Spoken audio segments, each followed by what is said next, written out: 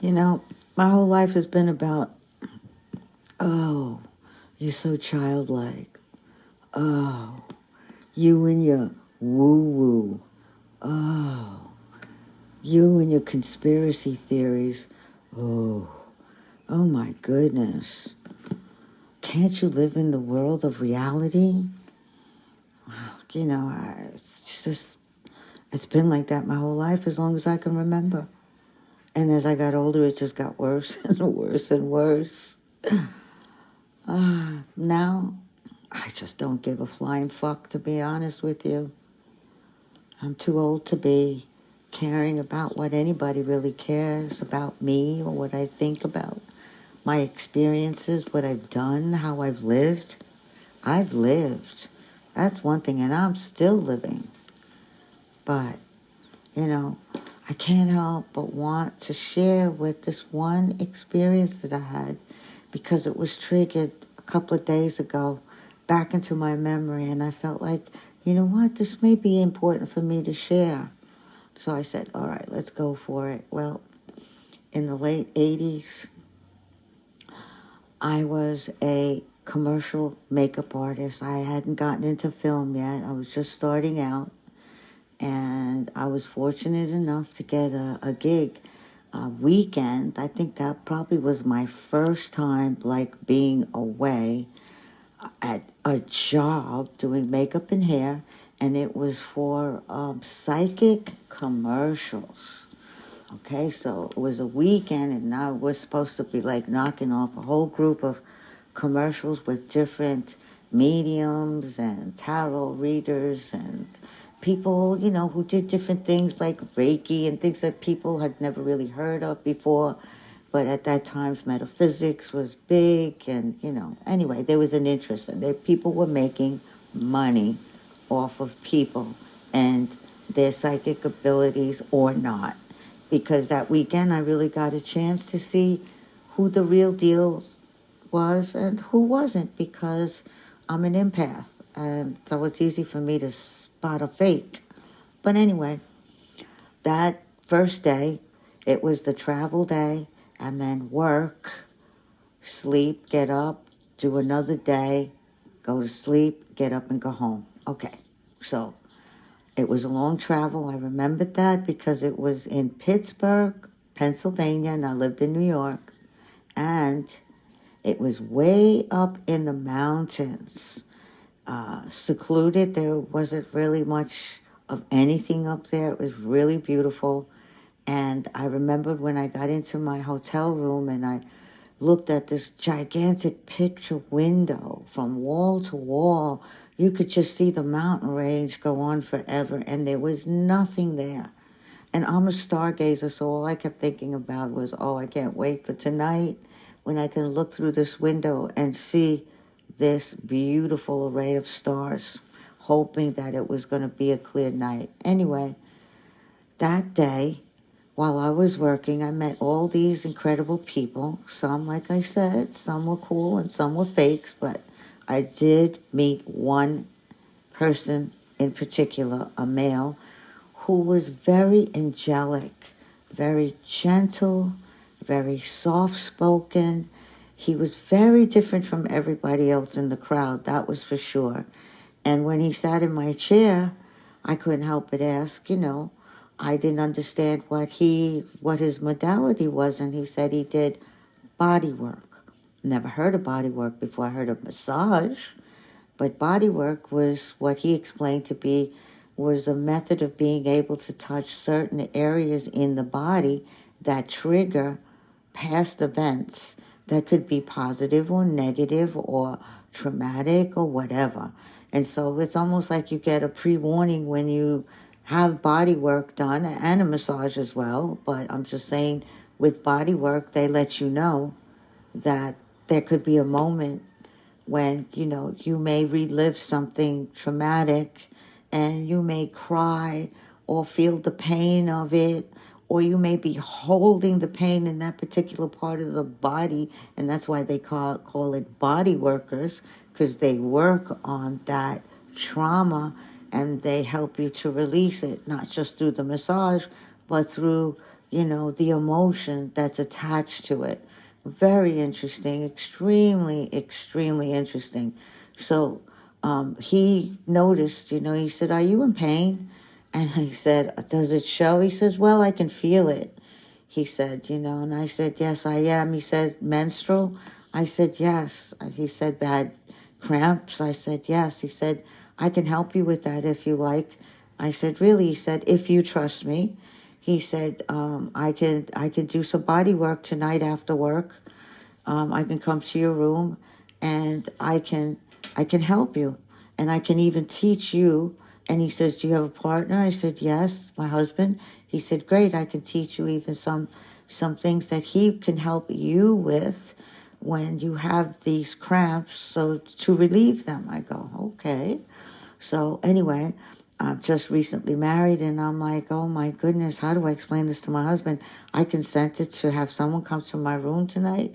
Oh, girl. Anyway, well, my husband, God bless him, I call him an angel because he really is an angel. I told him about the whole experience, and he said, "Well, and it sounds like, you trust him." And he says, "Well, maybe he'll be able to help you and teach me something too to help you." Okay, fine, great. He came, he did the work. It was absolutely amazing. I can't say anything negative about it. I was a little leery at first, and then he made me feel comfortable enough to trust him. And he did alleviate my pain, and he taught me things. And he leaves telling me, take a nice hot bath and go to bed. Great. I take a nice hot bath. I come out. I'm in my cozy little robe, and I'm remembering that I have this incredible picture window, and I know that there's no night light, and I'm going to be able to see the stars. So I turn off the lights. I go running to the window. I go looking, looking, looking, and I'm looking at the stars, and I'm thinking about how incredibly fortunate I am to, have gotten this job. This is my first, you know, going away, and it's a beautiful place, and I'm meeting great people, and this person just helped me. The pain's gone, and I am just so happy. And all of a sudden, this light in front of me appears, and I realize I'm standing there looking before me is a ET. It's a, like, the only way to describe it was this beautiful, like, blue white light, the silhouette of this little ghostly looking character like Casper. That's the only way I can explain it, except he had more of a pear-shaped head or diamond. I can't explain. It was pointy at the bottom and big at the top, and he had great big eyes, and the eyes looked deep inside of my eyes, trying to tell me not to be afraid, that he had come, or it had come, or she had come, whatever had come, to just let me know how much love it wanted to share with me. And I felt the love, but the fear inside me was so profound at what was before me that I literally screamed and fell to the floor. My knees and everything, my whole body went faint. I went down. I could not believe what I had just seen. I had fear. I mean, like an electricity. That's the only way I can explain to you. That's how past the fear it went, that it was like electrical shock going through me, because I couldn't believe what was in front of me. And at the same time, I was trying to hold on to the emotional feeling of this being expressing this incredible, like, I guess what they call unconditional love. And it just brought tears to my eyes. And so, I'm an artist, hence I painted this ET with a teardrop. And, it's in shades of like iridescence, but there's also pink, I suppose, for love. But anyway, I needed to share that story because it doesn't end there. The following day, my man is gone. You know, I have a whole different group of people, and all I keep thinking all day, I can't help it, is this E.T. encounter I had. It was like I was a zombie.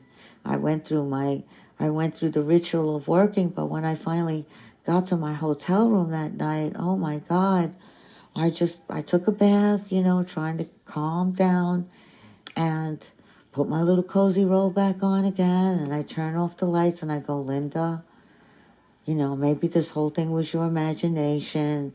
You know, have the courage, own up, get up to that window, look at the stars, don't be afraid.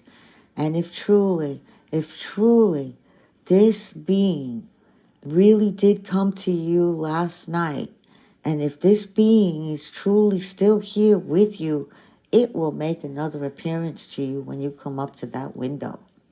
So I walk up to the window, scared shitless. I walk up to the window, and as I walk up to that window, I never got to see a star because that being made another appearance right in front of me again. And this time, I felt the love, yes, with the fear and the knowing that I had asked it, if it's real, to come back, was me even more terrifying than the night before.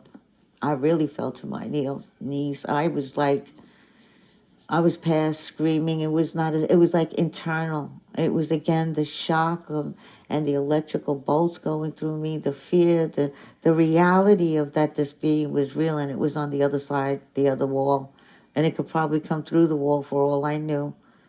So you can imagine I was just there practically all night, just trying to go over the whole experience, trying to calm myself down, because I knew, once again, that this being meant me no harm whatsoever. This being showed me through its eyes and the emotion that was attached to that meeting of my eyes to its eyes. It was true unconditional love. And that was a profound and an everlasting experience that's been with me ever since. And here we are, 2025. Thank you for listening. That was quite a time in my life and a blessing.